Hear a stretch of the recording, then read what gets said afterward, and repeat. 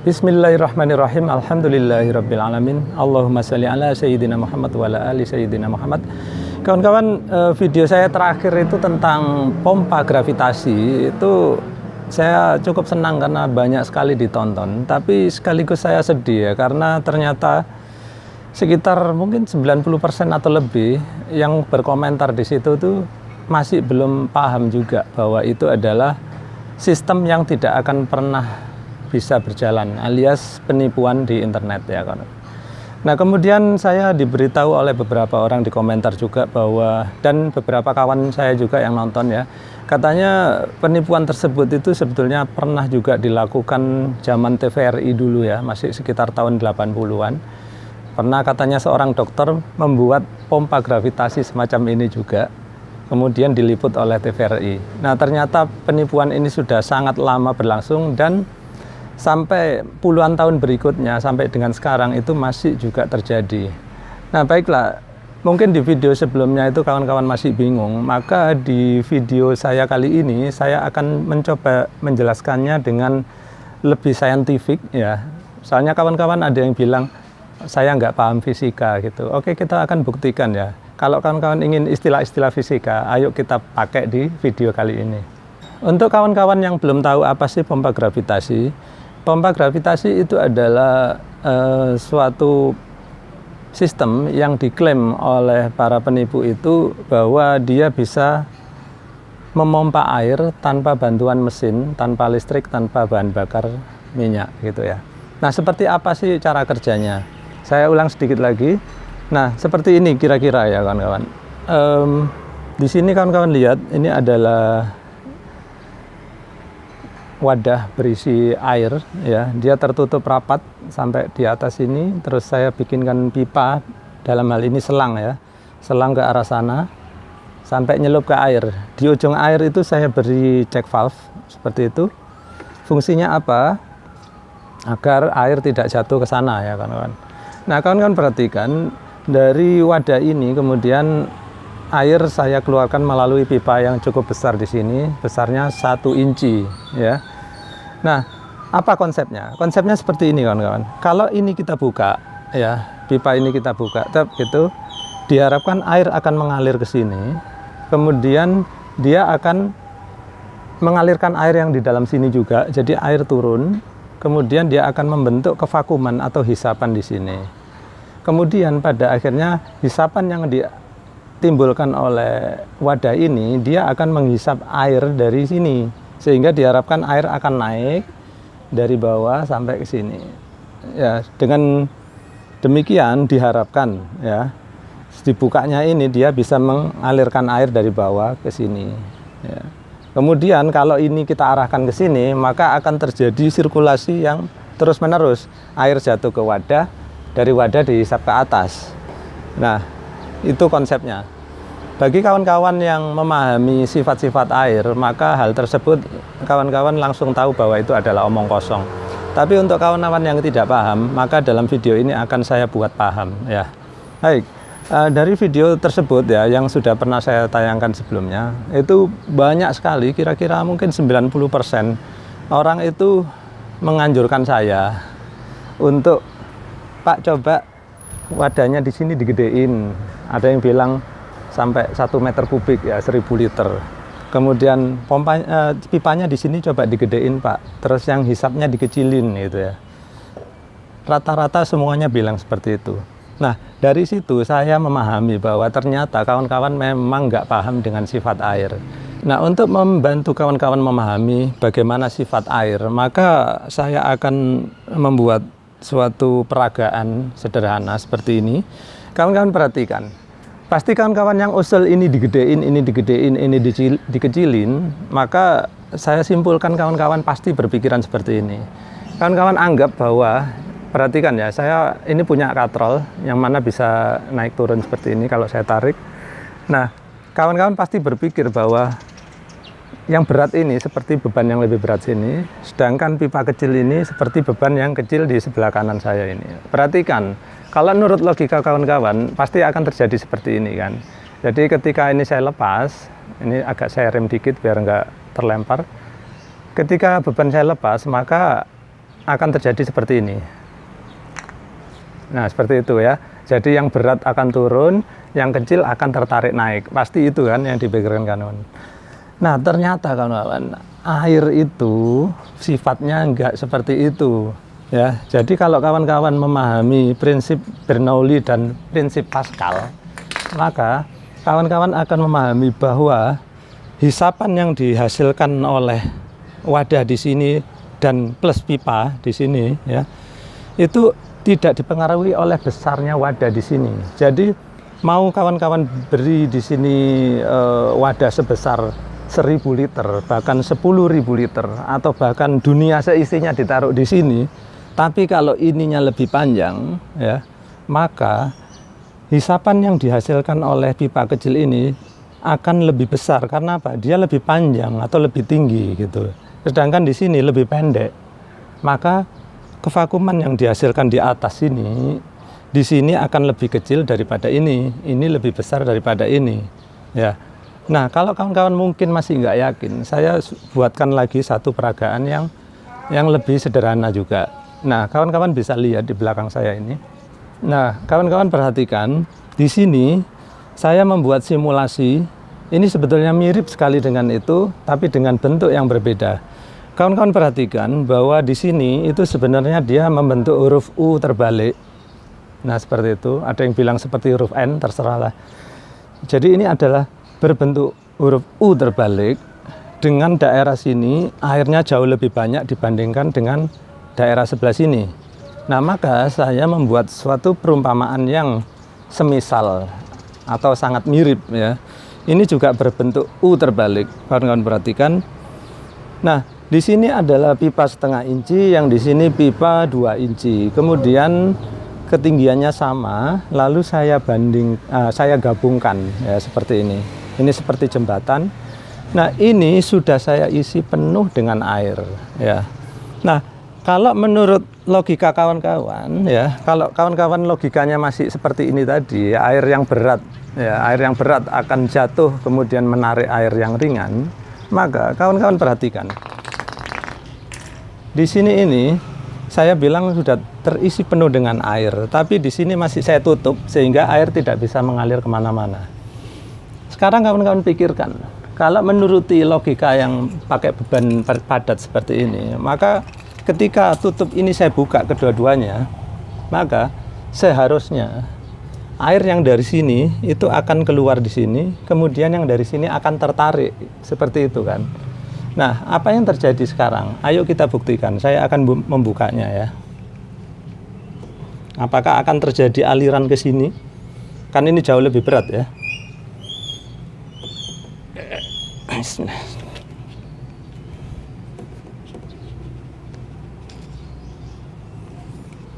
Sejauh ini belum mengalir. Oke, karena sana masih tertutup. Kita coba buka. Nah, ternyata air tetap tidak mengalir juga, kawan-kawan. Perhatikan, ini ada airnya ya. Sini juga ada air. Oh. Ternyata air ini yang berat ini itu nggak bisa dia menarik air dari pipa yang kecil itu ya. Nah, sama juga dengan ini, kawan-kawan. Meskipun sini lebih besar ya, kalau dia panjangnya sama atau bahkan kurang, di sini kan kurang, maka dia tidak akan bisa menarik air dari sini. Nah, sebetulnya fenomena apa yang terjadi? Kenapa air yang jauh lebih berat ini tidak mampu menarik air dari pipa yang sekecil ini? Padahal air ini boleh keluar kapan aja, lihat tuh. Ya, kenapa air ini tidak mampu menarik keluar? Nah, disinilah kita akan bicara tentang prinsip-prinsip Bernoulli dan Pascal ya. Ya, kawan-kawan yang minta istilah yang susah-susah seperti itu, oke kita pakai. Kok kelihatannya katanya saya nggak ngerti fisika karena nggak pernah nyebut Bernoulli. Ada juga yang pengen nyebut nama Einstein, relativitas. Aduh, pening aku. Nggak ada hubungannya, kawan. Oke, gini ya kawan-kawan. Balik lagi ya, kenapa nggak mampu untuk menarik. Perhatikan ya kawan-kawan. Kalau kita telah satu-satu, pipa ini dulu misalkan ya. Pipa ini ya, dia sebetulnya pengen keluar ke sana. Orang udah terbuka gitu ya, pasti dia pengen keluar. Kenapa dia nggak bisa keluar? Karena dia ketarik oleh pipa yang sini juga. Pipa ini juga pengen keluar airnya ya. airnya pengen keluar juga, sama-sama pengen keluar sehingga tarik menarik ya. Terus loh Pak, kok bisa dia mengimbangi kekuatan ini padahal ini jauh lebih besar. Nah disinilah kawan-kawan perhitungannya ya. Air itu kekuatan hisapannya atau kevakumannya itu dihitung dengan cara ini, tekanan sama dengan rho GH, di mana rho adalah massa jenis air, G adalah percepatan gravitasi, H adalah ketinggian air. Perhatikan, ketinggian. Kita nggak pernah ngomongin berat, nggak pernah ngomongin volume, ketinggian. Jadi dalam hal ini, misalkan ini tingginya 1 meter, ya, maka di dalam sini itu ada hisapan sebesar. Perhatikan tadi rho adalah 1000 kg per meter kubik. Ya, kemudian G adalah 10 meter per detik kuadrat, H adalah 1 meter ketinggian ya. Maka rho GH kalau dikalikan adalah berapa tadi? Rho-nya tadi 1000 kali 10 kali 1 berarti 10.000 Pascal. Nah 10.000 Pascal itu sama dengan 0,01 megapascal, di mana di sini saya punya alat ukur dalam megapascal. Kawan-kawan perhatikan di sini MPa ya. Jadi 0,1 di sini itu negatif 0,1 ini adalah MPa, sehingga negatif 0,01 berada di sini dekat satu strip di bawah angka 0. Nanti kalau kawan-kawan nggak percaya, kita akan ukur sama-sama apakah rumus tersebut benar dan sesuai dengan pressure gauge ini ya. Saya ajak nanti kawan-kawan untuk bersama-sama melihatnya. Nah kemudian yang ini kita mau menghitung juga hisapannya. Hisapannya berapa yang di sini? Kembali lagi, rumusnya apa? Rho GH. Rho tadi massa jenis yaitu 1000 liter per meter kubik ya, massa jenis air, kali G adalah 10 meter per detik kuadrat, kemudian H adalah ketinggian air. Ingat, ketinggian airnya berapa? 1 meter, sehingga hasilnya adalah 1000 kali 10 kali 1 adalah 10.000 Pascal, tapi negatif ya karena kevakuman ya. Jadi nanti kawan-kawan perhatikan yang di sebelah sana pun hasilnya akan satu strip di bawah angka 0 ini, yaitu negatif 0,01 megapascal. Nanti kita akan buktikan sama-sama. Nah, ternyata kawan-kawan, tarikan atau kevakuman yang dihasilkan oleh pipa kecil ini sama pipa besar ini ternyata sama-sama 10.000 Pascal ya, sama-sama 10.000 Pascal, sehingga karena sama-sama 10.000-nya, maka air ini diam, dia nggak ngalir ke sana, dia juga nggak ngalir ke sini, jelas ya. Nah, sama juga dengan ini ya, kawan-kawan perhatikan, kalau ini tingginya 1 meter, maka kawan-kawan akan membutuhkan tekanan sebesar negatif 0,01 megapascal ya di sini. Nah, untuk kawan-kawan menciptakan kevakuman negatif atau kevakuman 0,01 megapascal, maka kawan-kawan nggak cukup dengan membuat sistem atau pipa plus drum ini setinggi ini, karena tingginya ini paling hanya 60 cm ya. Kawan-kawan gedein ini pun gede banget ya, sebesar dunia alam raya ya. Kalau tingginya hanya 60 cm, maka hasilnya adalah negatif 0,006 megapascal, sehingga kevakuman yang dihasilkan oleh sini itu lebih kecil dibandingkan oleh kevakuman di sini ya. Sehingga kalau kawan-kawan gedein ini sebesar dunia raya pun, kalau hanya di sini tuh lebih pendek dibandingkan sini, maka tidak akan terjadi kevakuman atau tarikan air dari bawah situ sampai ke sini. Nah, sekarang saya akan membuktikan, seperti saya janji tadi ya, saya akan membuktikan bahwa tekanan di sini adalah benar-benar negatif 0,01 megapascal. Ya, sekarang ini saya lepas, tapi sebelumnya tentu yang bawah harus saya tutup. Tutup dulu. Ini juga saya tutup.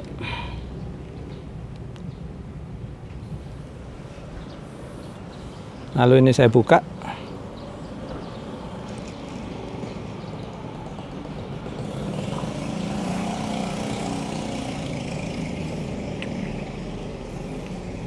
Perhatikan bahwa isinya ini penuh dengan air, kawan.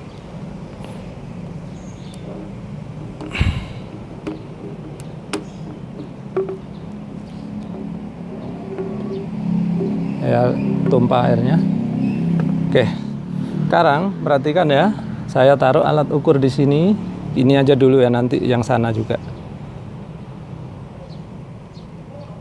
Ini cukup rapat ya kawan-kawan. Kalau untuk pengukuran selama 1 menit aja dia masih tahan. Ada yang protes katanya, Pak, nggak dilem gitu. Kalau semua saya lem, rugi banyak saya kawan-kawan bikin video ya. Perhatikan ya, nanti ketika saya buka di bawah, dia berubah jadi berapa? Sekarang 0. Perhatikan, saya dekatkan kamera. Masih 0 ya. Habis itu yang bawah akan saya buka.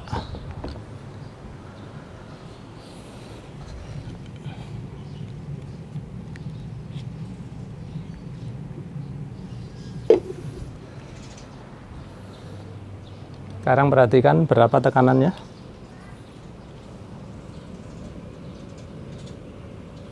Nah, ternyata benar ya yang saya bilang, tekanannya berada di negatif 0,01 megapascal. Puas sekarang? Anda puas, saya lemas. Oke, kita ukur yang pipa kecilnya ya, berapa? Sama nggak?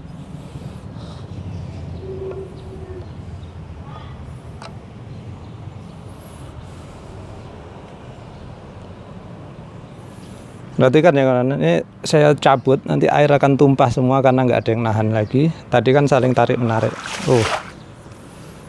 Sekarang yang ini saya pasang. Saya sandarkan sini.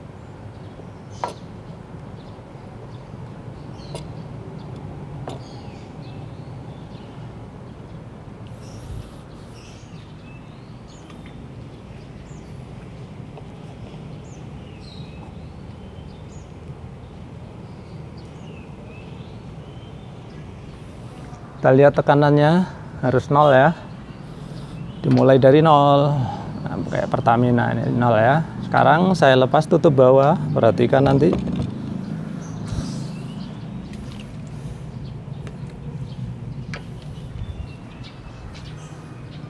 Perhatikan. Perhatikan. Nah, berapa? Hasilnya ternyata sama saja, yaitu negatif 0,01 megapascal. Jadi ternyata kawan-kawan, nggak peduli besarnya segini, kalau tingginya dia 1 meter, maka dia hanya menghasilkan kevakuman sebesar 0,01 megapascal atau negatif 0,01 megapascal. Ya, nah seperti saya bilang, meskipun kawan-kawan pakai pipa ini sebesar 10 inci, 20 inci, atau 1000 liter, 10.000 liter sedunia alam raya, kalau tingginya itu 1 meter, maka kevakuman yang dihasilkan tetaplah 0,01 megapascal atau negatif 0,01 megapascal. Nah, begitu.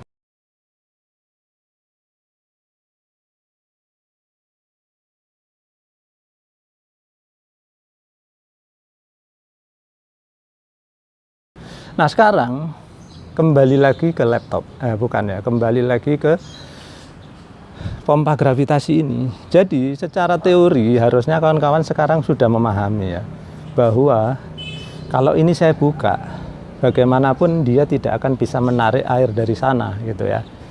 Ya kan? Harusnya sudah memahami tadi rho GH, ingat ya rumusnya rho GH. Karena rho GH hasil perhitungan di sini lebih kecil daripada perhitungan di sini. Ingat ya, tidak ada M, tidak ada massa, yang ada itu hanya rho, G, dan H. Tidak ada weight atau W atau berat, tidak ada M atau massa. Itu ya, ngajak ngomong fisika sih, saya ajak juga lah yuk. Nah sekarang perhatikan ya kawan-kawan, tetap ini akan saya praktekkan karena kawan-kawan ingin sekali lihat kalau pipanya diperkecil. Maka perhatikan apakah ini air yang sudah saya warnai hijau akan naik setelah ini saya buka. Nah ini air sisa tumpah.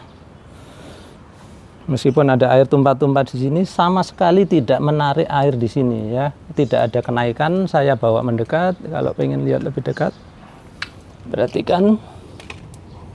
Apakah ada air naik warna hijau di sini?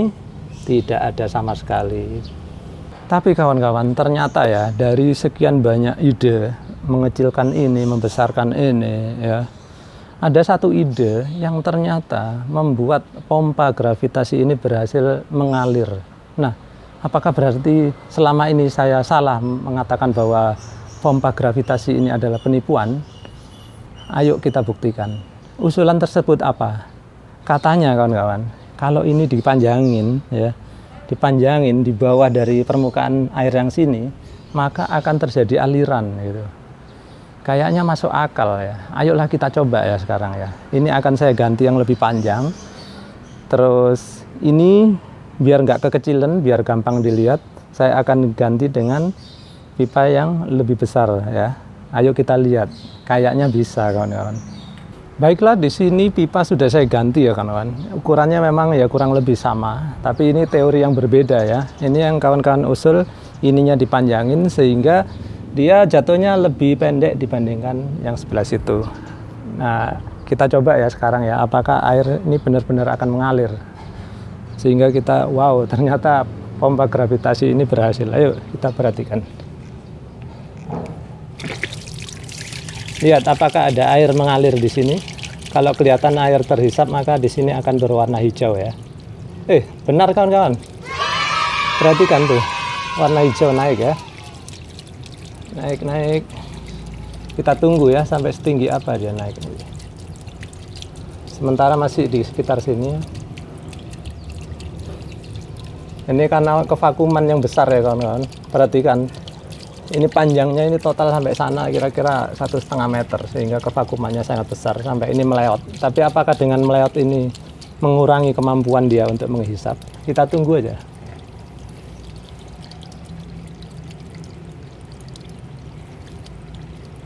Perhatikan warna hijaunya semakin naik. Tuh lihat. Lihat sampai sini ya sekarang. Oh, udah sampai sini ya warna hijau ya. Kelihatan nggak sih? Kelihatan kok ya. Nah, sekarang saya tutup lagi ya kawan-kawan. Ternyata berhasil mengalirkan air dari sini ya kawan-kawan. Sekarang, apakah ternyata pompa gravitasi ini ternyata bukan penipuan? Apakah memang benar-benar bisa? Kayaknya sih yang model kayak gini, kayaknya saya pernah melakukannya ya, tapi dengan cara yang jauh lebih sederhana. Ayolah kita coba ya, cara kayak apa. Perhatikan kawan-kawan.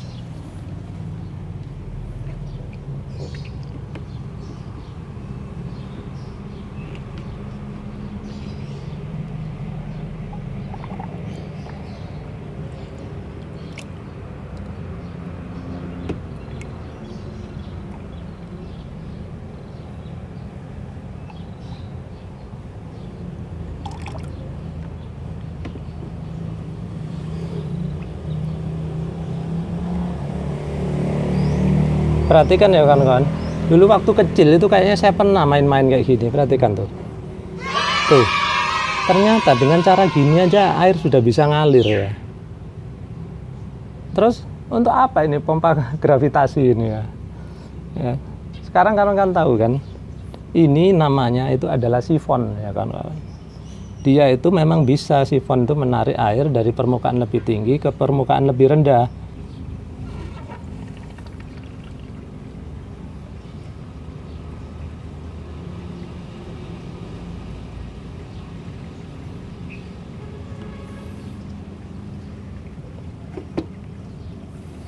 Oke, ternyata memang pompa gravitasi ini adalah sampah ya kawan-kawan. Memang tidak ada gunanya sama sekali.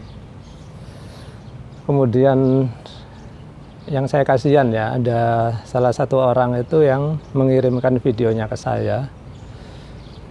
Mungkin dia sangat excited ya, excited itu bersemangat setelah berhasil mengalirkan air dengan cara ini. Katanya dia ditugasin perusahaannya untuk menguras ini ya, kolam atau apa gitu, kemudian atau tampungan air, kemudian dia bikin semacam ini, ternyata airnya bisa mengalir gitu. Terus saya bilang, Mas itu sistem sifon gitu, harusnya nggak perlu gini-ginian ya, pakai pipa terus ditarik kayak gini ya. Ini tadi pakai selang ya, diganti pipa pun bisa. Kawan-kawan kalau pengen tahu cara bikin sifon yang tanpa narik-narik ya, cukup diisi kemudian dibuka ujungnya. Saya pernah membahasnya di sini ya kawan-kawan. Silakan lihat videonya, ada di situ. Nah, dengan percobaan terakhir ini tadi membuktikan ya bahwa yang dibilang kawan-kawan ini pipanya direndahkan ya, lebih rendah dari asalnya, memang benar bisa mengalir, tapi itu adalah prinsip sifon. Dan ini tentu saja tidak sesuai dengan konsep pompa gravitasi yang digambar-gambarkan oleh para penipu itu. Karena para penipu itu mereka memompa air itu dari tempat yang lebih rendah ke tempat yang lebih tinggi. Bahkan ada yang bilang dari sumur, di mana sangat tidak mungkin ya. Bahkan yang ketinggiannya sama pun tidak akan bisa mengalir gitu ya. Contohnya gini, misalkan ini kolam ya, terus airnya dikembalikan lagi ke kolam sehingga terbentuk aliran yang terus-menerus berputar. Itu tidak mungkin ya kawan-kawan. Jadi udah jelas ya kawan-kawan, kalau sumbernya ini lebih tinggi dibandingkan keluarannya, di mana keluarannya lebih rendah, maka itu dinamakan sifon. Yang mana kawan-kawan nggak perlu repot-repot bikin alat seperti ini, terlalu mahal ya. Cukup selang kayak gini jadi kawan-kawan. Yang ini modalnya mungkin 100 ribuan ya. Sedangkan selang ini kawan-kawan modal 3.000 beli ke toko bangunan jadi gitu ya. Jadi kalau bisa dengan hal sederhana seperti ini, ngapain kita repot-repot kayak gini? Tapi mungkin kawan-kawan itu adalah birokrat ya, sehingga seperti birokrasi. Kalau bisa dibikin ribet, kenapa dibikin sederhana? Nah seperti itu mungkin ya. Nah bagi kawan-kawan yang masih juga ngotot setelah ditunjukkan bagaimana percobaannya ya, terus perhitungannya, percobaan yang ini lagi, ternyata kawan-kawan masih ngotot berpendapat bahwa pompa gravitasi ini adalah mungkin terjadi. Coba kawan-kawan sebelum lebih jauh buka dulu rapotnya waktu SD. Nah, ranking berapa dulu? Kok dikasih tahunya detail banget gitu loh. Jadi dasarnya tadi kita udah tahu hitungannya, kemudian percobaan terakhir udah kita lakukan. Mudah-mudahan video kali ini mengakhiri polemik. Kemudian kawan-kawan yang belum paham mudah-mudahan udah paham. Terus kalaupun kawan-kawan belum paham, percayalah ya, tanamkan di otaknya kita, tak dipaku, tak tanam sedalam-dalamnya bahwa pompa ini itu memang penipuan ya kawan-kawan. Seperti kita selalu bilang, kalau pompa ini bisa, udah banyak itu dipakai di kolam-kolam ikan ya, ditambak-tambak ikan untuk bikin sirkulasi air. Nyatanya mereka selalu memakai listrik atau memakai diesel ya untuk memompa air kolamnya. Kemudian ada yang bilang, saya bisa Pak untuk saya pakai di akuarium. Saya minta ditunjukkan buktinya, sampai sekarang nggak ada yang pernah bisa menunjukkan. Ada yang keluar-keluar dulu saya SMP bisa. Kalau SMP aja bisa, harusnya sekarang bisa dong ya. Ya itu omong kosong semua kawan-kawan. Jadi itu aja ya dari saya. Nah, kalaupun sampai sekarang itu masih ada yang belum paham dan pengen mencobanya, silakan, kalian akan rugi sendiri. Dan banyak yang nanya, Pak, hadiah 20 juta bagi yang bisa apakah masih berlaku? Masih, selama video-video saya yang membahas tentang pompa gravitasi ini masih ada, maka hadiah tersebut masih tersedia ya. Sampai akhirnya nanti videonya saya take down, berarti ada yang berhasil, di mana itu adalah tidak mungkin ya kawan. Saya sangat yakin hal tersebut, makanya saya bersedia memberikannya 20 juta. Baik kawan-kawan, mudah-mudahan video kali ini bisa bermanfaat dan menambah pengetahuan baru untuk kawan-kawan ya. Terima kasih kawan-kawan sudah menyaksikan. Assalamualaikum. Ini saya membuat pompa gravitasi yang katanya hoax. Ternyata ini berhasil saya membuat. Ini saya ibaratkan pengambilan air dari sumur langsung melalui selang masuk ke sini, dan ini langsung pengeluaran. Nah, ini pengeluaran. Memang saya buat dalam skala kecil. Saya membuat skala besar juga bisa. Ini salah satu contoh bahwa pompa gravitasi itu memang nyata, bisa diciptakan, bisa dibuat. Ini, nah, mengalirkan airnya. Jadi ini bukan hoax, karena sudah pernah saya membuat yang skala besar pakai truk besar, maka ini saya buat skala kecil saja. Nah, ini kondisinya asli ini, seperti tanpa rekayasa.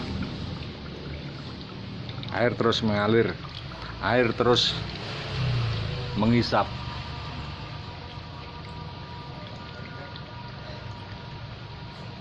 Nih ya, ini airnya.